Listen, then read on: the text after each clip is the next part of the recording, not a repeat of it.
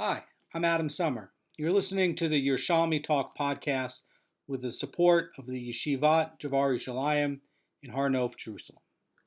All right, this is Peah, Chapter 5, Halacha 2. This is the final part today. And what we're talking about a case where you have a pile of grain and an ear of Leket gets lost in the ears of grain.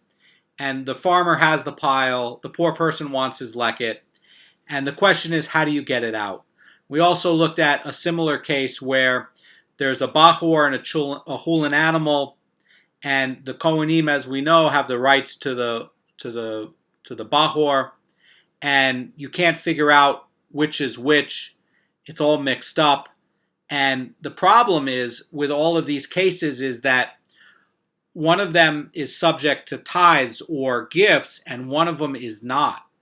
So in the case of the ears, the leket is never subject to tithes, and you can't tithe it. The poor person doesn't have to tithe it. And we learned yesterday that, well, let's say the farmer holds up an ear and says, "Here, I'm giving this to you. You didn't give him leket." And if he holds up a second one and says, "Okay, well, I'll tithe this second one and give you the first one, and then, that way you don't have to worry about, this ear of leket being untithed because I tithed it on the other one," the Hachamim yesterday were saying, no, that second ear that you're holding up, that could be leket, and that is not subject to tithing, so you actually didn't fix anything. So the Hachamim have a way to fix it. And actually, Rabbi Eliezer from the Mishnah has a way to fix it too. And they both have a way to fix it. In an accounting perspective, you can't just simply hold it up and say, okay, well, you take this one minus tithes and it's okay because you've shortchanged the poor person. He actually has less than what he's entitled to. And the elegance of what either Rabbi Eliezer or the Tanna Kama have is that in this way, the poor person is never shortchanged. He doesn't have, at any point, less than what he's owed. Now, the formulation by Rabbi Eliezer was to give him to make a deal with the farmer. The farmer and the poor person make a deal where it's going to give a gift, but the gift has to be returned. And they have, in the Halacha, there is that kind of stipulation. Rabbi Eliezer says the only way you can fix this is you got to make such a deal, and the poor person actually has to come lift up the pile to have a kinyan. And then when he has the control over it, he can pull one ear out. And this is the way he actually acquires the ear. And, he actually has acquired it. And he hands the pile back. And then the farmer reacquires the other. And in this way, he's acquired it. That's the point of Rabbi Eliezer. And that is true. This is a halakhic way where you fix the problem, and he does get the acquisition of the ear. In the other cases, you could say, well, it doesn't work because he never got an acquisition of the ear, and that would be true. The Tanna Kama are holding that it's unnecessary to perform any kinyan in advance of an exchange because in their case, the rabbis are doing something where they're treating someone who did not acquire as though they acquired. So they have a different formulation on how to get around that. But that's really the crux of this argument. Now, Rabbi Ba is going to come up a lot with this, and he has a different interpretation on what Rabbi Yossi's ruling in the Mishnah is regarding this mixed up Bachor.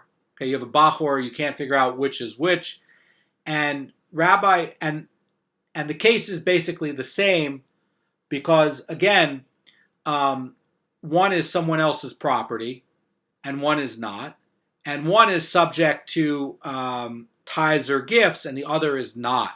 So simply making a simple exchange saying, okay, you get this one, I get that one, you could have said, well, that one over there is the right one, and that's not subject to gifts, and that's not subject to tithes, and the one that I have is subject to tithes and is subject to gifts. And so then you didn't fix anything. So Rabbi Ba, his interpretation of the Mishnah is going to be critical here. And here's what he says. Rabbi Ba said about Rabbi Yossi's point is that he says, according to Rabbi Yossi's opinion, the Israelite who owns the two animals must first convey the Bachor to the Kohen through a valid act of acquisition, and then effect with him an exchange that allows the Israelite to keep one of the animals, and only then is he exempt from giving the Kohen the gift portions of the animal in his possession. In other words, that looks a lot like what Rabbi Eliezer is saying, right? Rabbi Eliezer is saying you make a deal, and the poor person actually picks up the grain pile, pulls it out, hands it back.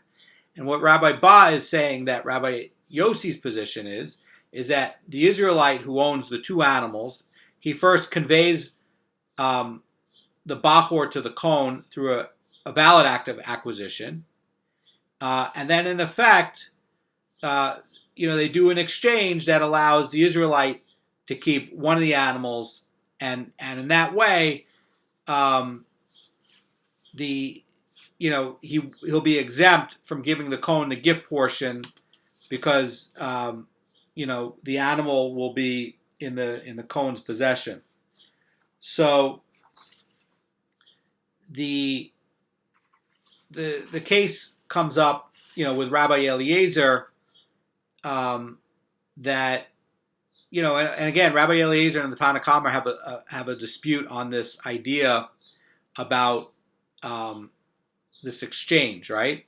So the Tanna Kama is saying that the owner does not need to convey a right in the stack to the poor person before making the exchange. Now, granted, right, the Tanna Kama and Rabbi Eliezer would both agree that if they did do that, and they held it up, and the poor person acquired it, picked out the grain, handed it back, that's a valid acquisition. Nobody's disputing that, right? Rabbi Eliezer's point is saying that that's the way to fix it. And the Tanna Kama are saying, no, there's another way to fix it, right? That's what the dispute's about. And Rish Lakish was saying that the Tanna Kama's ruling regarding the Leket is going to be the same as Rabbi Yossi's opinion regarding the Bachor, meaning that both of their rulings are based on this principle that in certain cases, the rabbis are treating someone who never acquired an article as if he had acquired it.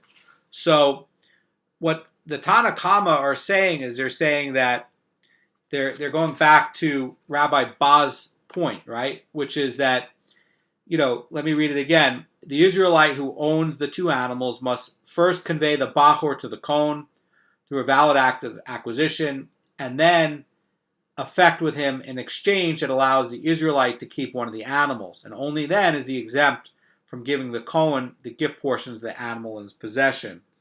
So that's, basically, but by the way, Rabbi Meir doesn't hold that. Rabbi Meir doesn't hold that that's valid. But the Tanna Kama do. And that's what we're interested in. So the sugya is going to continue for today's part and say that Rabbi Ba said that according to Rabbi Yossi's opinion, the Israelite who owns the two animals must convey the Bachor to the Kohen through a valid act of acquisition, and only then effect with him in exchange for the Bachor. So the sugya continues, says, thus Rabbi Yossi does not maintain that the rabbis treated one who never acquired an article as if he had acquired it. So the sugya says it emerges from Rabbi Ba's interpretation of Rabbi Yossi's opinion that the Tanna Kama's ruling is not consistent with the opinion of Rabbi Yossi. So in this way, Rabbi Ba disagrees with Rish Lakish. So according to what Rabbi Ba is saying, he's saying that Rabbi Yossi agrees with the opinion of Rabbi Eliezer in the Mishnah that the owner must convey the stack of grain to the poor before doing the exchange of the ear for the lost ear of Leket. But the point of disagreement between Rish Lakish and Rabbi Ba is what Rabbi Yosei holds. And according to Rish Lakish, he holds that the rabbis treated one who never acquired something as if he had acquired it, while according to Rabbi Ba, he rejects that idea. And that's the point of also Rabbi Eliezer, is that you always come up and you say, okay, well, you have to acquire it. Okay, but you didn't acquire it. Okay, that's very fine, but he has to acquire it first, and you can't make these exchanges without him acquiring it. That's the point of Rabbi Eliezer's point. So, Rish Lakish and Rabbi Ba, they do agree that the Tanna Kama's view of this Mishnah, that the Tanna Kama maintained that the rabbis treated, with this case of the rabbis treating one who never acquired something as if he acquired it. And that is why he rules that the poor person can effect an exchange without acquiring a right in the stack through a kinyan. So Rabbi Eliezer's point is saying that you have to, before you do an exchange, he has to acquire it in order to make an exchange. Okay? The Tanna Kama would agree with that and say that is a valid thing. That's valid, right? There's no dispute with that. That definitely cleans it up. Okay, there's no dispute on that. The point of disagreement, though, is this idea of that, the rabbis having where, this case of someone who never actually acquired it, like what Rabbi Eliezer is saying, and affecting an exchange as if he acquired it. That's the dispute. Okay? And the Gemara is going to go on to reject the argument that according to Rabbi Ba, the Tanna Kama's opinion is not consistent with Rabbi Yosei, which I just read. So Rabbi Mana said, to the contrary, the whole essence of the Mishnah informs us that the Tanna Kama's ruling is reflective of the opinion of Rabbi Yosei as explained by Rabbi Ba before. Okay, so let me explain this with the Vilna Gaon. The Vilna Gaon is saying that since Rabbi Eliezer, in disputing the Tanna Kama, states that the owner must convey the entire stack to the poor person, we must infer that even according to the Tanna Kama, the owner must convey something to the poor person before effecting an exchange with him for the Leket ear. So the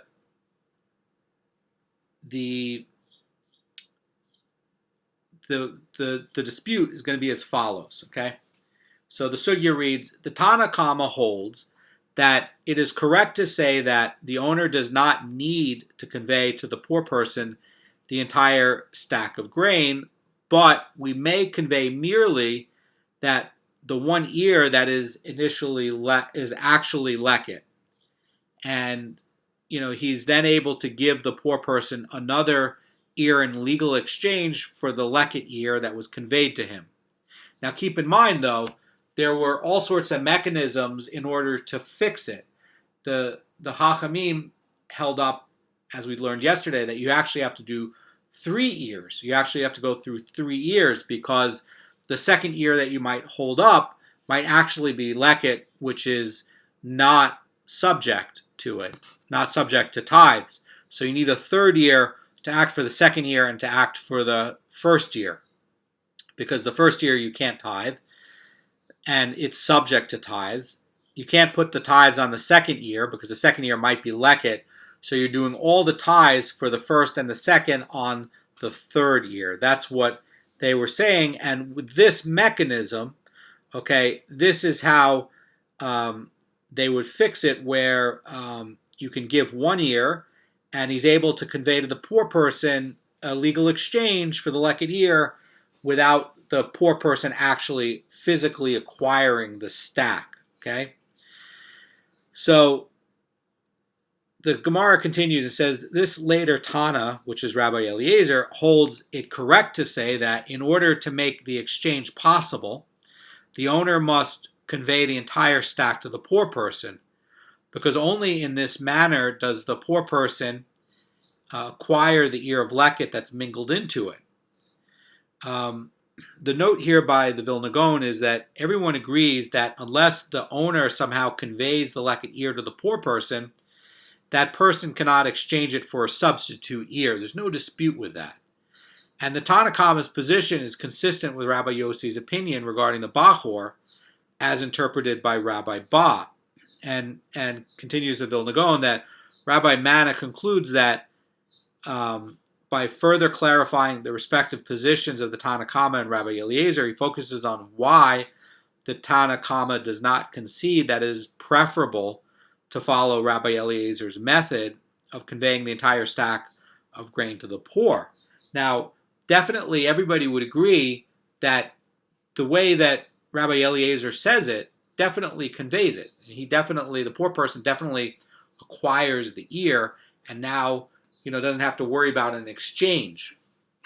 That's a clean way to do it. But the Tanna Kama have another way to do it without that system of, gifts that have to be given back and then the person making a kinyan, holding it up and taking it. Part of the problem with Rabbi Eliezer's point is saying that it's very nice that you're doing these exchanges, but that's not Leket because he never actually acquired it. That's also the point of Rabbi Eliezer. So Mara Fulda says that although the Tanna Kama hold that it is possible to effect a kinyan of an unidentifiable object, he presumably agrees that it is preferable to make a kinyan with something that is identified. And since the poor person must in any event lift the entire stack, so then why does the Tanna Kama not agree with Rabbi Eliezer that at least as a matter of preference the owner should convey to him the entire stack on condition that he returns it minus an ear of Leket? So the case of the Tanna Kama and Rabbi Eliezer, they both agree with Rabbi Yossi in regard to the principle that a valid act of kinyan is required, but Rabbi Eliezer disagrees with what is going to be a valid kinyan. According to this other method that of holding up the grains, these three ears of grain, Rabbi Eliezer's point is that it was still not a valid kinyan, and the Chachamim are holding that it is, that you are allowed to do this as an exchange. But again, everybody would agree with a formal way of what Rabbi Eliezer is saying of it affecting a kinyan. That actually would be a kinyan, that actually would fix it. But the Gemara is questioning and saying, well, why aren't the Tanna Kama why aren't they saying, okay, this is the way to do it? Because they have another way to do it, and it's a more makel way to do it, and Rabbi Eliezer's way to do it is more strict.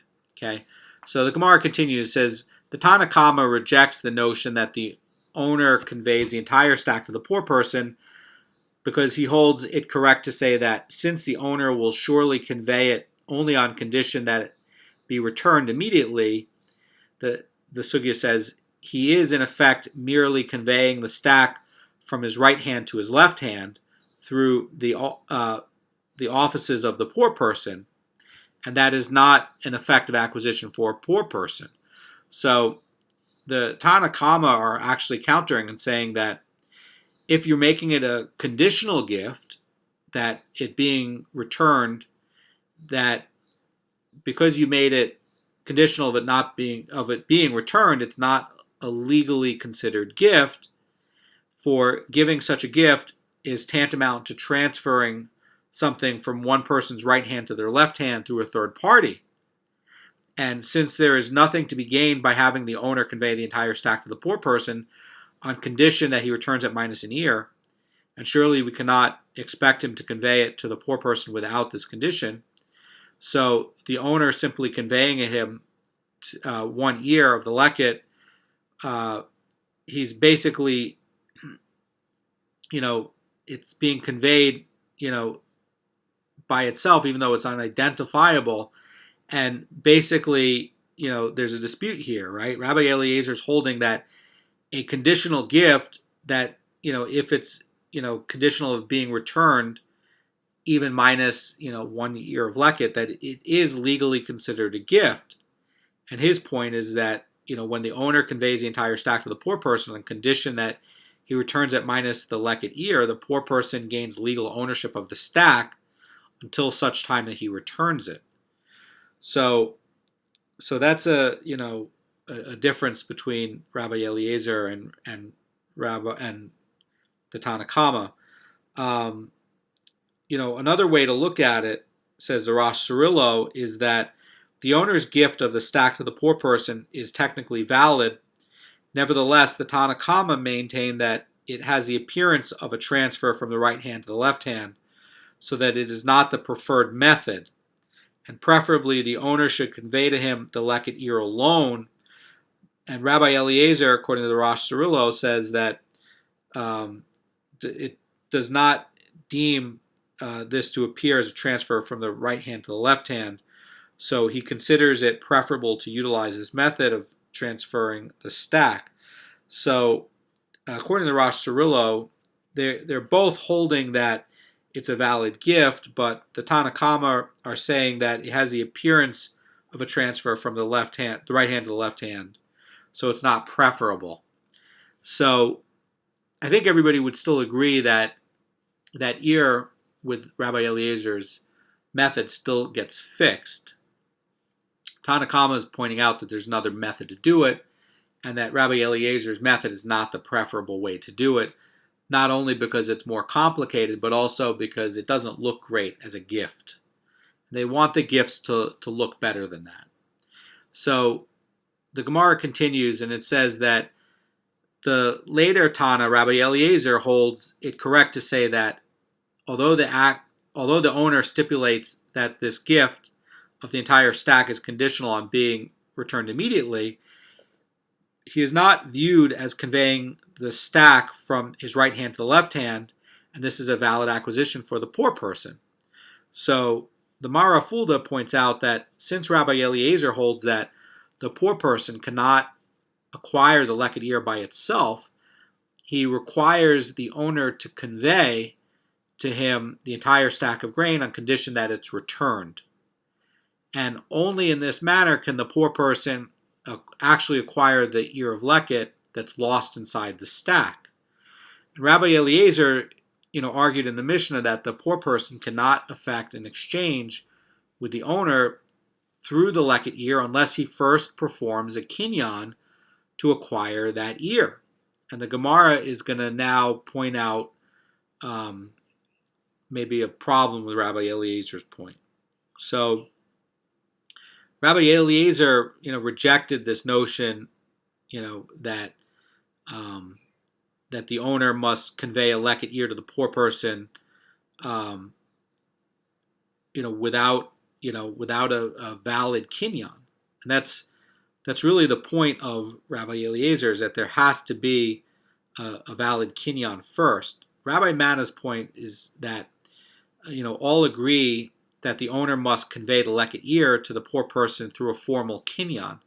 But the Tanna Kama holds that the poor person performs a kinyan on the grain stack for the sake of acquiring the ear alone, and this kinyan is effective even though the ear is unidentified. That's the finer point of what the Tanna Kama are saying. In other words, that the poor person is given, and he's able to exchange that ear for a substitute ear. Rabbi Eliezer maintains that one cannot effect this acquisition of an unidentifiable object. And that's why he's saying that he has to acquire the whole stack. But the Tanna Kama are pointing out that, according to Rabbi Ba's explanation, that they're having this thing about somebody who's acquiring something as if he acquired it. That's the point, right? They're acquiring something as if he acquired it, right? He doesn't actually know which is which, still identifiable, but they're doing some sort of exchange in order to fix it. And they're saying that this does affect a kinyan, because there has to be a kinyan that's made. That's the key point. And what both agree, the Tanna Kama and Rabbi Eliezer agree, there has to be a kinyan. But the question is what's going to be a valid kinyan and not. So the sugya continues and says, Rabbi Zera said, in the name of Rabbi Bachor, in the name of Rabbi Yochanan, the opinions of Rabbi Eliezer are apparently inconsistent. For there, in the previous chapter, that was in the Mishnah in chapter 4, Halacha 6, that we covered a few days ago, he said that if a rich person gathers Leket, Shchicha, or Peah on behalf of a poor person, he has acquired it for him. And yet here in the Mishnah, he says that the owner must convey the Leket ear to the poor person by having him perform a kinyan.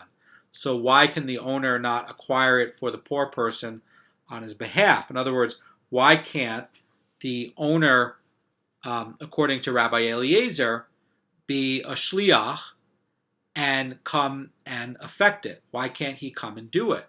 And Rabbi Eliezer was saying that, you can have a rich person gather the Leket, Shchicha, and Peah for a poor person, and that's a kinyan. Now over there was a dispute because there were some people that said, well, you need to be able to acquire it first, and in order to acquire it first, you have to be poor, and a rich person is not poor, and only poor people collect Leket. So in that sort of case, that wouldn't be a way to do a shliach, right? Because a poor person has to be able to collect it. But Rabbi Eliezer maintains that a rich person, he's not allowed to take Leket, Shchicha, or Peah for himself, but he can act for a poor person's agent to acquire the gifts for him. And even if he's not appointed by that person, and this principle is that we may benefit a person even in his absence. Rabbi Eliezer's ruling is disputed by the sages in the Mishnah, who hold that one cannot take Leket, Shchicha, and Peah himself if he's unfit to acquire it for another. In other words, because he's not poor, he's not allowed to take it. This is a dispute between Bet Shammai, and Bet Hillel. Bet Hillel is coming along and saying that you're not allowed to put conditions on it. You're not allowed to put conditions on hefker, and in the case of putting on conditions, it's not valid. Okay, so in this case, they're saying that it is a condition to say, well, a rich person can come and take it, but for someone else. But basically, what the Tanna Kama are pointing out, which is basically like what Bet Hillel would be saying, which is that no, you have to be able to acquire it for yourself in order to take it. And if you're not able to do it yourself, it's not a valid kinyan. So they're saying, like, how can a rich person take Leket? And that is a restriction. So because a rich person is not allowed to take Leket or Shchicha or Peah, he's not allowed to act as a shliach for someone else. That's the point here. So Rabbi Yochanan is going to resolve this, and he's going to say that, in our Mishnah, Rabbi Eliezer is not presenting his own opinion. That's a chiddush. Rabbi Yochanan is pointing out that what Rabbi Eliezer is saying, and here's the clarification, he says, but rather he's objecting to the rabbis, the Tanna Kama, according to their opinion. So what does he mean? So let's look at the Mara Fulda for some help. And here's what he says. Rabbi Eliezer, according to what Rabbi Yochanan says, is he says that he means to say the following. According to my opinion, that even a person who is not eligible to take Leket can acquire it on behalf of one who is poor, and in our case, the owner himself can acquire the lost ear of Leket on the poor person's behalf, and there's no need for that person to take physical possession before he exchanges it with the owner for a substitute ear. So the Gemara continues, says, but according to your opinion, that one who cannot take Leket for himself is unfit to serve as a poor person's agent in this matter, And thus, the only way for the poor person to acquire the Leket ear is by taking physical possession of it. So the Gemara continues and it says, that which you say here, that we remedy the stack by means of merely exchanging a substitute ear for the lost Leket ear, without the poor person first acquiring the Leket ear through a valid act of kinyan, is incomprehensible. So really what the Gemara is trying to do is it's trying to say that, according to the Tanna Kama, holds that the poor person's automatically able to exchange the Leket ear for a substitute ear, because the rabbis treated one who did not acquire something as if he had acquired it. But the Tanna Kama hold that it's unnecessary to perform any kinyan in advance of an exchange, since in our case the rabbis treated one who did not acquire as though he acquired. So, the question that Rabbi Eliezer is saying is that he's saying, well, after the harvest, the landowner might want to, I'm sorry, not after the harvest, but really what Rabbi Eliezer is saying is that it's possible for the poor person to acquire the ear of Leket alone, even though it's unidentifiable, right? But Rabbi Yochanan's question is saying that Rabbi Eliezer is holding that the Leket ear cannot be acquired by itself. And,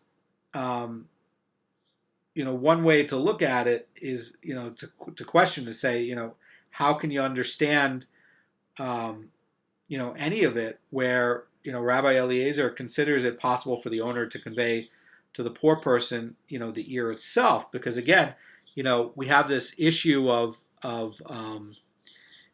somebody else making an acquisition for him. And over there, they're saying that, how can a poor person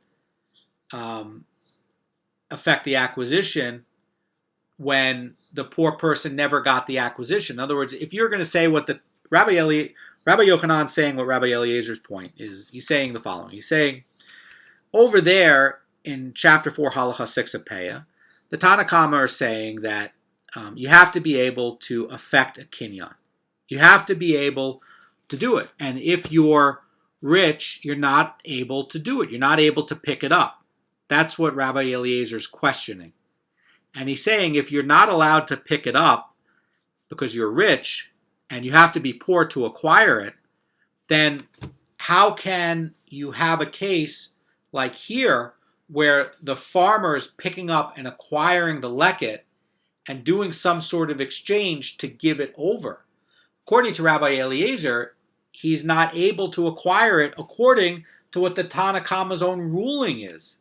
That's the point of what Rabbi Yochanan is pointing out about the Tanna Kama and about what Rabbi Eliezer is saying. So the sugya reads like this. It says, rather, you should say as follows.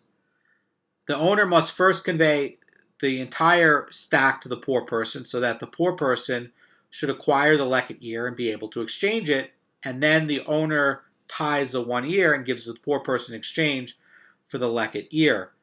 The Tanna Kama would counter. Okay, that's a great point by Rabbi Eliezer. Tanna Kama counter and say it's unnecessary to perform any kinyan in advance of the exchange, and that they have a rule that says that the rabbis treated one who did not acquire as though he acquired. So the way they're getting out of this problem is to say that it's actually unnecessary to perform any kinyan. The rich person doesn't need to do the method by Rabbi Eliezer, and in fact, he doesn't need to make an acquisition. All he's doing is making an exchange, and that's how the Tanna Kama get out of it. And what is that exchange that we were talking about? In the case of the Leket ear, there's 3 ears that are pulled out, and we use the formula that we talked about, where the second ear could be Leket, which you're not allowed to tithe, and they put all the tithes on the third ear, and the second ear is put back into the pile, the third ear is tithed, and the first ear is given to him. And in this way, this is the formulation that the Tanna Kama have, according to what Rabbi Yonah was saying yesterday, and how to fix it without having to make a formal acquisition, and the poor person still has something that is done in a halachic way where he ends up even. He ends up with something he doesn't have to tithe. He ends up with something that has full value for what he has, and the farmer ends up with a pile of grain that doesn't have mingled produce in there, where part of it is still leket in some weird way. So it's a great tool for trying to understand this. The key point to understand this is that you still don't have ownership of your stuff in all the seder zeraim until you process it. You have to take out tithes, you have to take out the gifts, you have to take out the stuff for the poor, and it's not yours until you remove all those things. This is not really yours yet. It's not yours to use. In Seder Nezikin, these things are yours to use, right? But here it's not yet. That's the big difference between Seder Zerayim. And the key here is that this is not just a normal ear of grain. This is a special ear of grain designated by the Torah that's someone else's property, not subject to tithes. That's Doraita, and it's mixed up. And the same case is also for the Bachor, where the